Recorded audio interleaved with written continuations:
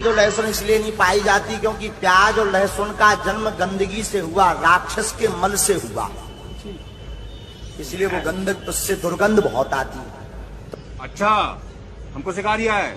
अमृत की बूंद जमीन पर गिरने से एक बूंद लहसुन हो गई, एक बूंद से प्याज हो गई। आयुर्वेद में इन्हें अमृत कहा गया है, दोनों को, लहसुन और प्याज को। अरे कहना क्या चाहते हो? क्योंकि शास्त्रों के अनुसार प्याज की उत्पत्ति कुत्ते के अंडकोश से है और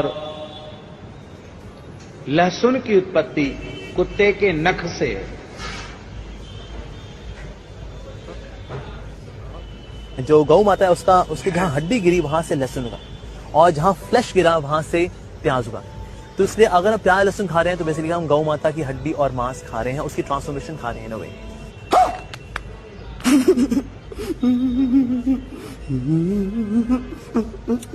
साइंस के पास कोई जवाब नहीं है बेटा। मैं कुछ सवाल दाग दूंगा साइंस को, साइंस चुप हो जाएगा। आप कहाँ थे ज्ञानी बाबा? कोई विज्ञान को जानने वाला यदि मेरे से आए, मैं संतुष्ट कर सकता हूँ उस व्यक्ति को, पर वो मुझे संतुष्ट नहीं कर सकता।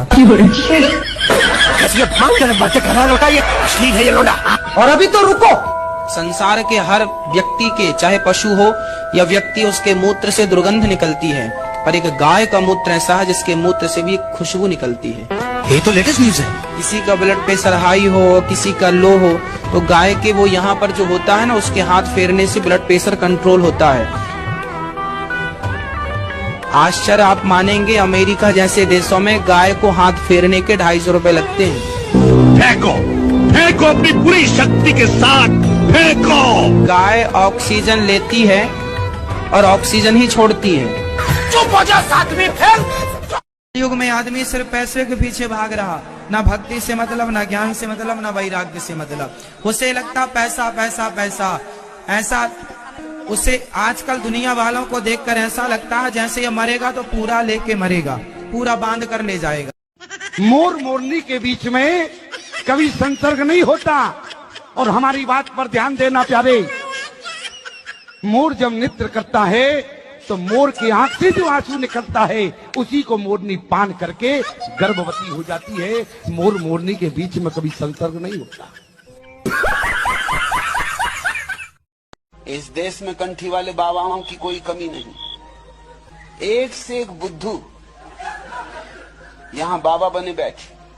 यहाँ बाबा बन के बैठना इतना आसान है जिसका हिसाब नहीं। कुछ अकल नहीं चाहिए, अकल जैसी चीज की कोई जरूरत ही नहीं, सिर्फ बुद्धूपन चाहिए। जितना सघन बुद्धूपन हो उतने ही पहुंचे हुए परमहंस तुम हो जाओ। अगर तुम में थोड़ी बुद्धि हो